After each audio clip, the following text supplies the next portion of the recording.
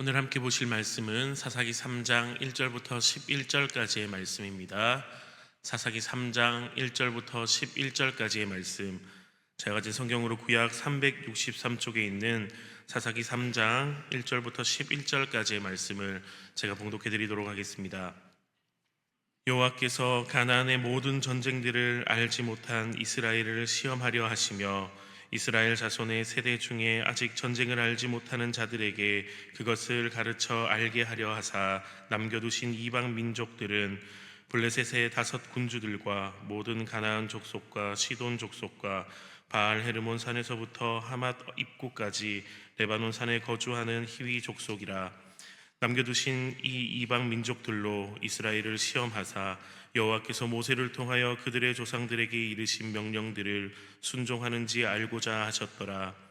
그러므로 이스라엘 자손은 가나안 족속과 헷 족속과 아모리 족속과 브리스 족속과 히위 족속과 여부스 족속 가운데에 거주하면서 그들의 딸들을 맞아 아내로 삼으며 자기 딸들을 그들의 아들들에게 주고 또 그들의 신들을 섬겼더라. 이스라엘 자손이 여호와의 목전에 악을 행하여 자기들의 하나님 여호와를 잊어버리고 바알들과 아세라들을 섬긴지라. 여호와께서 이스라엘에게 진노하사 그들을 메소보다미아 왕 구산 리사다임의 손에 파셨으므로 이스라엘 자손이 구산 리사다임을 8년 동안 섬겼더니 이스라엘 자손이 여호와께 부르짖음에 여호와께서 이스라엘 자손을 위하여 한 구원자를 세워 그들을 구원하게 하시니 그는 곧 갈렙의 아우 그나스의 아들 온니엘이라. 여호와의 영이 그에게 임하셨으므로 그가 이스라엘의 사사가 되어 나가서 싸울 때에 여호와께서 메소보다미아 왕 구산 리사다임을 그의 손에 넘겨주심에 온니엘의 손이 구산 리사다임을 이기니라. 그 땅이 평온한 지 40년에 그나스의 아들 온니엘이 죽었더라. 아멘. 우리는 평화를 좋은 것으로 생각합니다. 그래서 평화를 추구하고 평화를 향해 나아갑니다. 그런데 좋은 평화도 있는 반면에 오늘 말씀을 보면 피해야 할 평화도 있는 것 같습니다. 하나님께서 모세를 리더로 세우셔서 이스라엘 민족을 이집트에서 구하시고 그리고 가나안 땅으로 인도하시기 시작하셨습니다. 그리고 이제 모세의 다음 지도자인 여호수아의 시대에 이르러서 이스라엘은 하나님을 힘입어 본격적으로 가나안 전쟁을 시작했습니다. 이 전쟁은 단순한 영토 전쟁이 아니었습니다. 자원을 쟁취하기 위함도 아니었고 정치적인 목적이 있는 것도 아니었습니다. 하나님께서 이스라엘을 가나안으로 인도하셨던 이유는 그 땅에 있는 모든 악의 세력을 몰아내시기 위함이었습니다. 그 땅을 지배하고 있던 이방의 악한 왕들과 가나안 사람들을 모두 몰아내고 그 땅에 하나님의 나라를 새롭게 세우는 것이 바로 하나님의 뜻이었습니다. 하나님은 이 계획을 실천한 자들로 이스라엘을 지목하셨고 이스라엘은 이제 그 임무를 수행해야 하는 상황입니다. 그런데 처음에는 여호수아의 말을 따라서 이 전쟁을 잘 수행해 나가는 것처럼 보였는데 시간이 지나면서 그만 이스라엘은 이 임무를 잊어버리고 말았습니다. 전쟁을 하면서도 사실 이들은 농사를 지으면서 생활도 함께 유지해야 했습니다. 그러다 보니 전쟁에만 온전히 집중할 수가 없었고 계속해서 이 가나안을 정복하는 일이 지연이 되었습니다. 결국에는 그렇게 시간이 흘러가다가 가나안 전쟁을 치렀던 세대는 대부분 죽고 전쟁을 모르는 세대가 남게 됩니다. 이러한 배경 속에서 오늘 사사기 3장 말씀이 시작되고 있습니다. 오늘 본문 1절과 2절 말씀을 보면 이렇게 기록되어 있는데요. 여호와께서 가나안의 모든 전쟁들을 알지 못한 이스라엘을 시험하려 하시며 이스라엘 자손의 세대 중에 아직 전쟁을 알지 못하는 자들에게 그것을 가르쳐 알게 하려 하사 남겨두신 이방 민족들은 이라고 기록되어 있습니다. 여기에서 전쟁을 알지 못하는 자라는 표현이 등장합니다. 이 말은 전쟁 후에 태어나서 전쟁을 경험해보지 못한 세대라는 뜻도 있지만, 동시에 이 가나안 전쟁이 어떤 의미를 가진 전쟁인가, 이것을 알지 못하는 세대다라는 뜻도 가지고 있습니다. 처음 가나안 땅에 들어가서 여호수아와 함께 전쟁을 하던 이 이스라엘은 자신들이 왜 싸워야 하고 무엇을 위해 싸워야 하는가를 잘 알고 있었습니다. 앞서 나누었듯이 이 전쟁은 땅을 차지하기 위한 전쟁도 아니고 자원을 쟁취하기 위한 전쟁도 아니었습니다. 하나님의 이 거룩한 땅에서 악한 세력들을 몰아내기 위한 그러한 싸움이었습니다. 여기에서 우리가 한 가지 짚고 넘어가야 하는 것은, 이 가나안 전쟁이 마치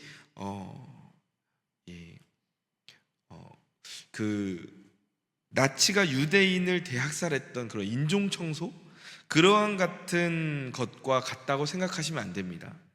하나님께서 이 가나안에 살던 이들을 그 땅에서 내보내려고 하셨던 것은, 이 하나님의 말씀을 비춰볼 때 도덕적이고 그 하나님의 말씀에 의한 윤리적인 면에서 이들을 이 땅에서 몰아내라고 하신 것입니다. 이때 가나안은 무법지대에 가까웠고 힘 있는 자가 살아남는 곳이었으며 우상 숭배로 가득한 곳이었습니다. 하나님뿐 아니라 사람이 보기에도 악한 곳이 바로 이 가나안이었습니다. 그래서 하나님께서는 그 땅의 악한 세력, 세상의 논리로 지배가 되는 그곳에 하나님의 자녀들을 보내셔서 그 땅 가운데 새로운 하나님의 질서를 세우도록 하셨던 것입니다. 이렇게 가나안 전쟁 첫 세대는 그 임무를 잘 해나갔는데, 앞서 말했듯 이 임무가 세대를 바뀌면서 서서히 희미해져 갑니다. 그리고 왜 우리가 이런 전쟁을 해야 하는가, 그 정체성이 사라져 갔습니다. 여러분은 전쟁과 평화 중에 어떤 게 더 편하십니까? 어떤 게 더 편하시죠? 네, 평화가 더 편하십니다. 저도 평화가 더 좋습니다. 전쟁 중에는 하루라도 마음을 놓고 지낼 수가 없습니다. 언제 적군의 공격이 들이닥칠지 모릅니다. 안심하지 못하고 매일 적과 대치하는 상태에서 지내야 합니다. 그러니 당연히 평화가 더 좋지 않습니까? 그런데 이 평화라는 것이 하나님이 허락하시지 않았는데 인간적인 생각으로 말미암아 인위적으로 평화의 상태를 만들어 버린다면 어떤 일이 일어날까요? 전쟁을 알지 못했던 이 이스라엘 세대는 당연히 전쟁보다 평화를 더 편하게 여겼습니다. 이 전쟁을 왜 해야 하는지를 잘 모르니까요. 그 결과로 나타난 것이 바로 타협이었습니다.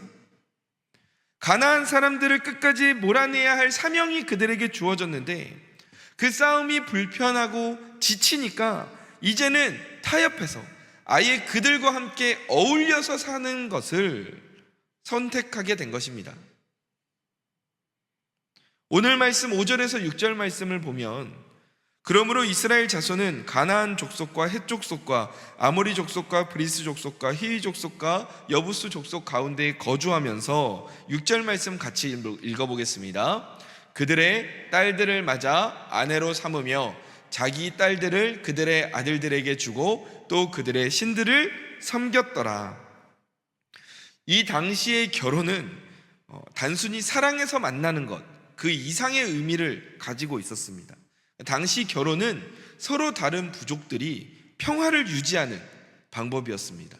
다른 부족의 자녀들이 결혼을 하게 되면 서로 이제 그 부족에 가서 살게 되니까 아무리 다른 부족을 공격하고 싶고 아무리 다른 나라를 공격하고 싶어도 내 자녀가 다른 나라에 시집가 있고 또 시집을 와 있기 때문에 쉽게 그렇게 할 수가 없었습니다. 그러니까 일종의 서로의 전쟁을 막아주는 역할을 했던 것이 바로 이 결혼이었습니다.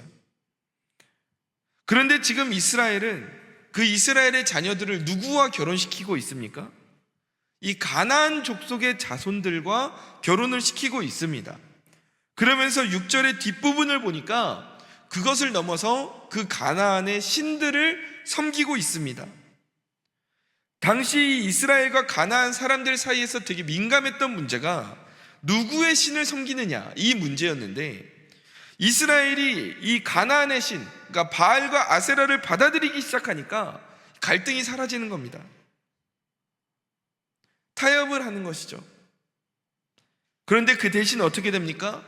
하나님과의 언약은 깨져버리는 것입니다. 가나안을 정복하라고 이스라엘을 보내셨는데 오히려 그들과 동화되어 버린 그 이스라엘을 보시면서 하나님께서는 이들을 그냥 내버려 두실 수가 없었습니다. 그래서 7절과 8절 말씀을 보면 같이 한번 읽어보겠습니다. 이스라엘 자손이 여호와의 목전에 악을 행하여 자기들의 하나님 여호와를 잊어버리고 바알들과 아세라들을 섬긴지라. 여호와께서 이스라엘에게 진노하사 그들을 메소포다미아 왕 구산 리사다임의 손에 파셨으므로 이스라엘 자손이 구산 리사다임을 8년 동안 섬겼더니. 성경은 여호와의 목전에 악을 행했다라고 말합니다. 즉 지금 이스라엘이 하나님 앞에서 하나님이 보고 계시는 가운데 그렇게 행했다는 것입니다. 하나님을 떠나서 바알과 아세라를 섬기는 그 모든 일들을 하나님께서는 그냥 외면하지 않으셨습니다. 하나님은 그들이 타협하는 모습, 그들이 가나안과 동화되는 그 모습을 모두 보고 계셨고 이것을 보며 마음 아파하셨습니다. 하나님께서 이스라엘을 부르신 이유는 세상에 섞여서 조용히 살아가는 것이 아니었습니다. 그 땅을 새롭게 하고 하나님 나라의 질서를 세우는 그 사명을 이루는 것이었습니다. 그런데 이스라엘은 겉보기에는 평화처럼 보이는 그 현실에 안주했고 결국 영적으로 완전히 패배하게 된 것입니다. 이스라엘은 본인들이 보기에 편한 생활을 유지하려고 했으나 그것은 하나님께서 그냥 두고 보실 수 없는 일이었습니다. 그래서 하나님은 이스라엘을 사랑하셨기에 그 이방 민족과 하나 되어 하나님의 품을 떠나는 것을 볼 수 없어서, 그들이 여호와의 목전에 악을 행하는 것을 그냥 두고 보실 수 없어서 그들을 깨우기로 결단하십니다. 그래서 8절 말씀에서 이스라엘에게 구산 리사다임이라는 왕을 보내서 이스라엘을 다스리게 만드십니다. 이 구산 리사다임이라는 이름은 히브리 말로 두 배의 사악함, 완전한 악의 대표라는 의미를 가지고 있습니다. 이스라엘이 타협하고 하나님을 떠난 결과로 그들은 매우 강하고 무서운 원수의 손에 붙잡히게 되었던 것입니다.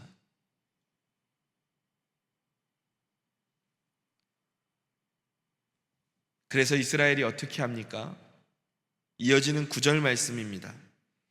이스라엘 자손이 여호와께 부르짖음에 여호와께서 이스라엘 자손을 위하여 한 구원자를 세워 그들을 구원하게 하시니 그는 곧 갈렙의 아우 그나스의 아들 온니엘이라.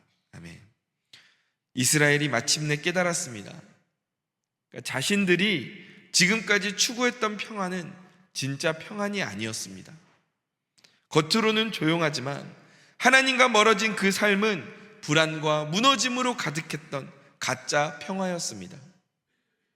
그래서 그들은 더 이상 스스로를 믿지 않고 하나님께 부르짖기 시작했습니다.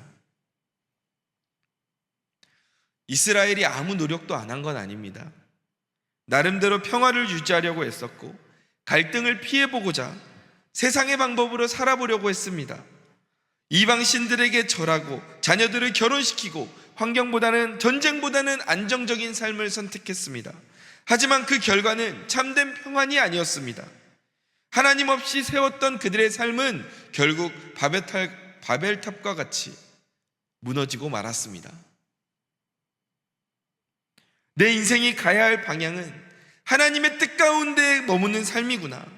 우리는 하나님이 없이는 아무것도 할 수 없는 인생이구나. 이 사실을 이스라엘이 깨닫고 그래서 하나님 앞에 그들이 부르짖으며 나아갔던 것입니다. 사랑하는 성도 여러분, 오늘 말씀에 비춰서 우리의 모습을 한번 돌아보길 원합니다. 혹시 오늘 우리의 삶의 모습이 이 말씀 속에 전쟁을 몰랐던 이스라엘 백성들과 같지는 않습니까? 분명한 것은 우리 그리스도인들은 이 세상에 태어나면서부터 이 세상의 악과 맞서 싸워야 하는 사명을 가지고 태어났습니다. 오늘도 사탄은 우리를 하나님에게서 멀어지게 만들고 우리가 맡은 바 사명을 감당하지 못하도록 만듭니다. 그래서 그럴듯한 논리로 우리들을 공격해 옵니다. 오늘 이 예배의 자리에 나오는 가운데에서도 얼마나 많은 이유들을 들어대며 예배에 나오지 못하도록 막았을까요? 사람을 통해서, 상황을 통해서 아마도 갖가지 이유들로 타협을 강요했을 것입니다. 이스라엘도 그랬을 겁니다. 사단이 이스라엘을 현실과 타협해야 하는 것처럼 만들었을 겁니다. 언제까지 너희가 전쟁만 할 거냐? 먹고 사는 문제는 어떻게 할 거냐? 그 앞에서 이스라엘은 전쟁을 잊어버리고 적절한 타협을 하는 것을 선택했을 것입니다. 그러나 세상과 우리가 함께 간다는 것은 생각할 수 없습니다. 하나님과 세상을 동시에 섬길 수 없습니다. 타협이라는 것은 존재하지 않습니다. 우리가 하나님을 떠나서 세상을 선택한다면 그것은 타협이나 협상이라고 볼 수 없습니다. 그건 세상에 대한 명백한 패배입니다. 하나님이냐 세상이냐, 이것은 두 가지의 보기로 존재할 뿐 그 사이 중간 어딘가는 없습니다. 이스라엘은 뒤늦게서야 그 사실을 깨달았습니다. 우리의 인생의 평안은 내 힘으로 만들 수 있는 게 아니구나. 내 지혜로 내 인생을 세울 수 있는 게 아니구나. 내 인생은 하나님의 손에 붙들려 있는 것이구나. 내 힘을 넘어 하나님의 능력이 나를 사망의 음침한 골짜기 가운데에서도 세우시고 살리시는 것이구나. 그래서 그것을 깨닫고 하나님 앞에 부르짖으며 돌아온 것입니다. 오늘 우리 하나님께서는 우리에게 이런 모습을 원하시는 줄로 믿습니다. 우리가 혹시 세상과의 싸움에서 타협하고 넘어졌습니까? 그대로 포기하고 좌절하는 것이 아니라 다시 하나님의 품에 돌아오기를 원하고 계십니다. 그러할 때 하나님께서 어떻게 하십니까? 하나님의 품으로 돌아온 자녀들을 보며 10절 말씀 함께 읽어보겠습니다. 여호와의 영이 그에게 임하셨으므로 그가 이스라엘의 사사가 되어 나가서 싸울 때에 여호와께서 메소보다미아 왕 구산리사다임을 그의 손에 넘겨주심에 온니엘의 손이 구산리사다임을 이기니라. 아멘. 하나님께서 이 온니엘을 세워서 구산리사다임을 물러나가게 만드시는 겁니다. 온니엘이 누굽니까? 온니엘은 이 가나안 정복전쟁 초기에 큰 믿음과 용기로 이 갈렙의 딸이었던 악사를 아내로 맞이했던 사람입니다. 그러나 시간이 지나면서 그는 전면에 나서지 않고 조용히 살아가고 있었습니다. 그런데 하나님께서는 왜 이 시점에서 그 많은 젊은 전사들을 다 뒤로하고 이 거의 나이가 80대 정도 됐을 텐데 이 젊은이들을 부르지 않고 왜 이 80대 정도가 된 온니엘을 그때 부르셨을까요? 왜냐하면 온니엘은 이 초기 가나안 전쟁에 참여했던 사람으로서 이 전쟁의 의미를 누구보다 잘 알고 있었기 때문입니다. 이 전쟁이 사람에게 속하지 않은 전쟁임을 알고 있었습니다. 아무리 악이 크더라도 하나님을 의지하고 바른 이유로 나아갈 때 반드시 하나님께서 승리하게 하신다는 것을 온니엘은 알고 있었습니다. 그래서 하나님께서 이 온니엘을 들어서 사용하신 겁니다. 이 온니엘이 하나님의 약속을 붙들고 믿음으로 일어섰을 때 그 한 사람의 순종을 통해 도저히 불가능해 보였던 일들이 일어나지 않습니까? 강한 적이었던, 두 배로 악했던 그 구산 리사다임의 통치가 무너지고 이스라엘은 다시 자유를 얻게 됩니다. 이제 이스라엘은 분명히 깨닫게 됩니다. 이 승리가 나의 힘이 아니라, 우리의 힘이 아니라 하나님으로 인한 것이구나. 그 결과 11절에서 성경은 이렇게 말합니다. 함께 읽어보겠습니다. 그 땅이 평온한 지 40년에 그나스의 아들 온니엘이 죽었더라. 하나님께 돌아온 이스라엘이 몇 년간 평화를 누렸습니까? 40년간 평화를 누립니다. 이스라엘이 세상과 타협하고자 했을 때는 하루도 편한 날이 없었습니다. 이방의 제사에 참석하고 자녀들을 결혼시키고 화평을 맺었더라도 평안을 누리지 못했습니다. 그러나 이스라엘이 하나님을 의지하니까, 하나님을 의지하며 나아갔더니 무려 40년의 평화가 이들에게 주어졌습니다. 말씀을 정리하겠습니다. 사랑하는 성도 여러분, 우리는 조용하고 무난한 삶을 살아가도록 부름받은 존재가 아닙니다. 우리 그리스도인들은 영적인 전쟁을 하기 위해 존재하는 사람들입니다. 우리는 싸우기 위해서 이 세상에 존재합니다. 그래서 망령되고 헛된 생각들과 세상의 죄악된 생각들을 하나님 앞에 나와 쫓아내고 하나님의 힘으로 맞서 싸워야 하는 것입니다. 혹시 나는 왜 자꾸 이 세상 가운데에서 넘어질까? 고민해 본 적이 있으십니까? 혹시 우리 마음 안에 이 가나안의 세속적인 가치관과 타협하며 세상과 적당히 타협하며 살아가고 있지는 않았습니까? 잠깐의 평안을 얻으려 했으나 오히려 그로 인해 더 무겁고 힘든 짐을 지게 된 적은 없습니까? 하나님의 뜻을 외면한 타협은 결국 구산 리사다임과 같은 더 큰 어둠을 우리 삶으로 불러들일 뿐입니다. 거짓된 평안을 선택하지 마십시오. 죄를 가볍게 여기거나 그저 넘어가려는 자세는 결국 우리의 영혼을 무너뜨립니다. 하나님 없는 평안은 진짜가 아니요, 결국 영적 패배입니다. 우리는 종종 세상이 주는 안정이 그 평안이 진짜라고 믿고 달려갔습니다.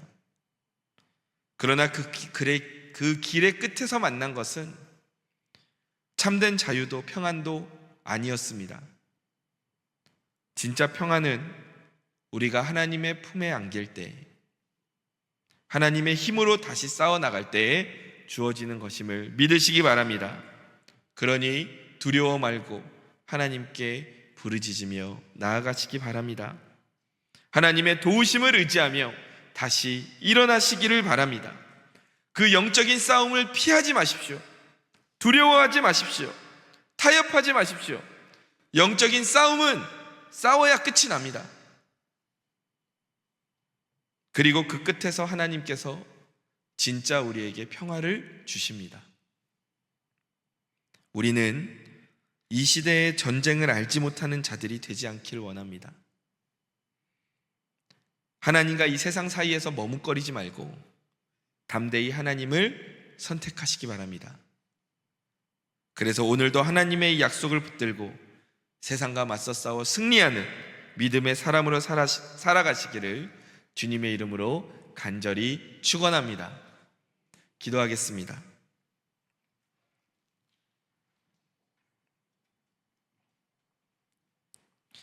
하나님,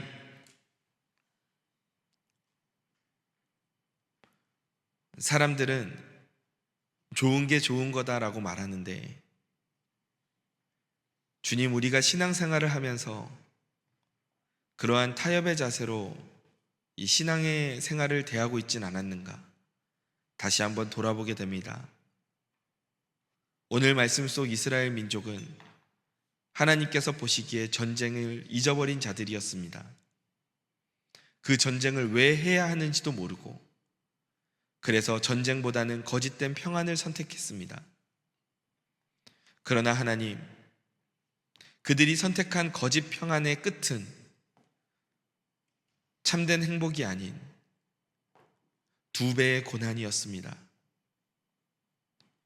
주님, 우리가 오늘 말씀을 통하여서 다시 한번 깨닫습니다. 하나님과 함께하는 것이 진정한 평안이요, 우리가 이 영적 전쟁을 피하지 않고 맞서 싸울 때에 진정한 승리를 하나님이 우리의 손에 쥐어주심을 다시 한번 깨닫게 됩니다. 주님, 세상은 우리를 집어삼키기 위해 덤벼들고 우리는 그 앞에서 가끔은 신앙을 지키며 사는 것이 두려울 때도 있지만 하나님을 믿고 의지하며 거짓된 평안을 위해 타협하지 않고 하나님과 함께 진정한 승리를 향해 나아가는 믿음의 자녀들이 되게 하여 주옵소서. 오늘도 우리를 승리하게 하시는 하나님을 찬양합니다. 사랑이 많으신 예수님의 이름으로 기도드립니다. 아멘.